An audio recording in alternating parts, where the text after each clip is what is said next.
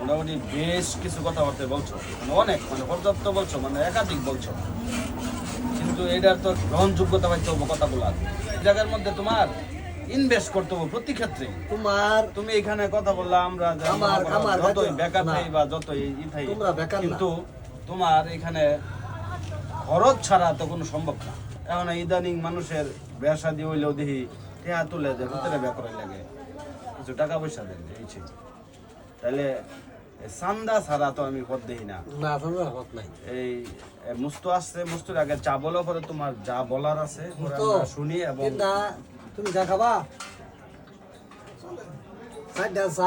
বিল দিব এক ক্লাস মামা, তার দোকানে আমরা আসছি, আমরা মেহমান, আমি বিশেষ করে মেহমান, প্রধান অতিথি আমি। এটা তো মনে করো যে মামুরে ইমারে দিলা, আমি প্রধান অতিথি মামা। আমার সাথে আছে যে মেহমান, আমার সাথে আছে সরকার, আমার সাথে তুমি যে মেহমান দাঁড়াও মিয়া, তুমি যে মেহমান ছোট ভাই, কম দামা মেহমান মিয়া, তুমি সকালে আসো, দুপুরে আসো, বিকালে আসো, এত আসার পরেও তুমি মেহমান। আমরা মেহমান, আমি তার দোকানে আসছি, সে ইচ্ছাকৃতভাবে 4 অর্ডার দিল, আমাদের বলতে হয় তুমি জোর করে আমার উপরে আমার গলাত ফেস দাও। না না, সে কেমনে মেহমান হয়? সে যদি একবার সকাল বিকালে দিনে 4-5 বার আসে, যে মেহমান কেমনে হয়? না শোনো, কও কি কইলা?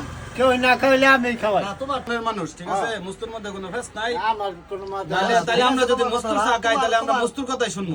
পয়সা তো ফয়সালা করবো, বলা থাকে তুমি নিয়ে আসো।